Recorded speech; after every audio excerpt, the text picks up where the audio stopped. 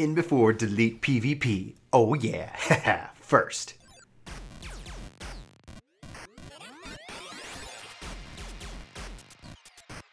What's going on, Workforce? Brian here, and Merry Christmas, Happy Holidays to you. Today's discussion topic comes to you, brought to you by the amazing folks over at PvP Central. Anyway, PvP is obviously a hot topic when it comes to Final Fantasy XIV. You have a lot of people who feel like they should just remove it from the game altogether because maybe it doesn't speak to them, or maybe the question is like, why doesn't it speak to them? And PvP doesn't have to, I guess, be for everybody in this game. And one of the reasons why I think it's critical for this game and for the success of especially games that have a long life cycle, especially when you're talking about the PvE content schedule, PvP can be this content that really kind of fills in, especially gaps in long forms of content, because it's always changing. However, when you actually look at how PvP is handled in the world of Final Fantasy XIV today, it is pretty much this weird thing. It's kind of left off to the side, and I've been wondering why. I've been really trying to put some thought into it, and we've actually run some experiments here on the channel, and one of those experiments was a community game night. And for all those who participated in it, thank you guys so much. Especially for those who don't, who really say they don't like PvP, they came out, they either watched or they participated in it. And we ran the feast, we ran custom games, and I'm really thrilled by the fact that we can do that. That was so much fun.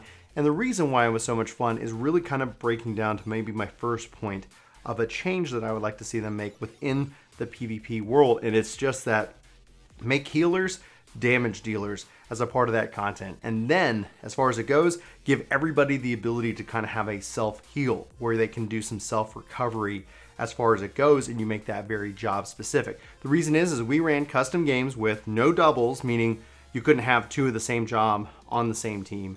And then we also had no healers. And the games were fast, they were fun, it was chaos, but at the same time, the balance did shift a lot, and then strategies kind of, really came to the forefront. When you take out that concept of the healer, you're not necessarily relying the whole experience on one individual person. You're now changing the game, and so we saw kills, assists, all of those numbers going up and up. Obviously, healing was very low, and that's why I've come to that kind of conclusion. Maybe not for everybody. Maybe there's a hardcore PvP out there and they want that very role-specific style of game. And in that vein, I don't think it works with a four-man group when you have that kind of level. If you look at Overwatch, you look at other games that aren't necessarily RPG specific, but Overwatch I think is probably the closest comparison in my mind. You have more people to kind of fill it out. You still have a tank, you can have healers, you can have DPS, jobs and classes, but it's spread out a little bit bigger. But I'd love to know your thoughts just on that change alone. I think that if healers, still should be healers and they should be able to get in, but they would just function just like anybody else. And so the real kind of difference would be, tank and DPS as far as it goes. And tank is more kind of that defensive strategy. I think essentially because the core issue here, and I'm kind of bouncing around my list that I made in my head a little bit, but the core issue here is the queue times. Now, we talked about maybe if they open it up to cross data center matchmaking, that would be a huge win because you have more people to potentially pull from out of a small subsection of the overall 14 community that does PvP. But it's a self-fulfilling prophecy. The reason why people don't PvP is the queue times are so bad, so they don't PvP, so the queue times are so bad. So they have to figure out a way to kind of offset that. And I think when I go and I try to queue and it says 15 minutes, 30 minutes, and okay, if I say I'm going to go ahead and wait that out, and then I go in and I'm gathering or trying to do some other thing, I can't queue for anything else. I can't go and do anything else that's instance, and thus the bigger issues the game has, with lacking of open world content and things like that, they come to the forefront. Like Eureka, I would love to be doing Eureka style content while in queue for PvP, but that's just me personally. So it breaks down again, like I'm saying. The first change is, I think from a role perspective, is that if PvP is this separate thing, you don't lose the healer identity with that change. You just make them more focused on what PvP is supposed to be. Therefore, it wouldn't matter if you matched in with the healer. It wouldn't matter if you matched in with a ranged caster or melee or something like that. On one note, they are making changes for 4.5 for the melee style jobs in PvP because they have the more risk associated with them. Either they're going to increase their survivability or they're going to increase their output so that there is a risk reward for playing that. And I think that's one of the real kind of key things. When I go to try to queue for a 4-man feast, it just takes forever and it's just so disheartening because that's just, it is a self-fulfilling prophecy. The other thing we've talked about it before on this channel is there's no rank decay in the seasons. And so all it is that once the season starts, you rush to get as high as you can, and then you get out of the system because no one will ever catch you. And they said they don't want rank decay because they don't want people to feel compelled like they have to log in and play. And then again, self-fulfilling prophecy, no people are playing, queue times are long, it's content that just kind of sits out there, and so they've got to come up with something. We've got in 4.5 a new update to Rival Wings, and thus, if you're interested in doing that, if you've never done that content, this will be a good time to do that content because there'll be a huge amount of interest in running that Rival Wings content. And so that's kind of where that falls. We love to see, obviously, more matchmaking. When I look at it, when I look at 8-man Feast, there is a lot of fun, a lot of chaos there. Obviously, the maps are a little bit bigger, but at its core, when I think about it, I've kind of come to that conclusion, especially after playing in the community game night that we did with those rules. No doubles, no healers, and wow. And I would encourage you guys, if you haven't done it, to try and to go and form a private, a custom game with those sets. The only thing that was really frustrating about that whole experience was that it really just needs a lobby system.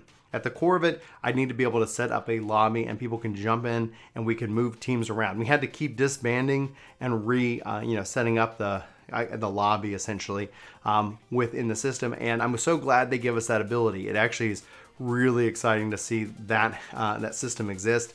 So obviously, I really want to see this content succeed. I know there are people who don't. And for those that don't, that's great. I respect your opinion in that. I don't think they're going to get rid of it, especially after the various tournament scene. And maybe there is a way to kind of have both. It would be neat to see if there was like, okay, we're going to keep the 4-man with the role system in place, or we're going to add the 8-man to the seasonal thing. I would love to see more things brought into this kind of seasonal concept. I would love to see more stats carried over and more analytics that you could kind of really look at your career season-wise or anything as a part of all of PvP. I'd love to see in PvE too, but that's another video for another day. So that's really where this kind of wraps up. That's really where I fall, and I'd love to know your thoughts. I'd love to know what you're feeling, not just beyond Elite PvP.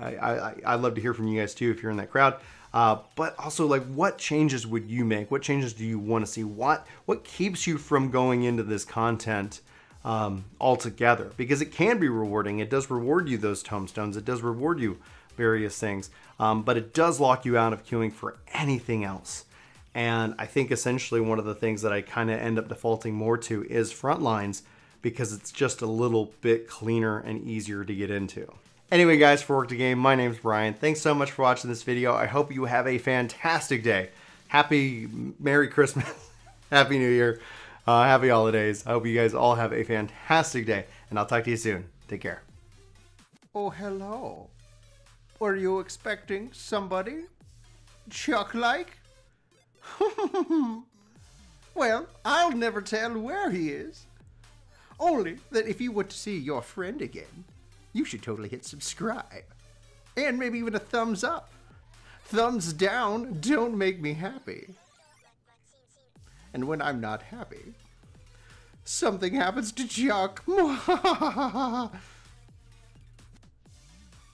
not joking. Goodbye. Subscribe.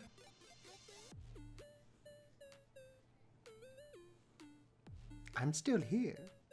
I'm not going anywhere. See you next time.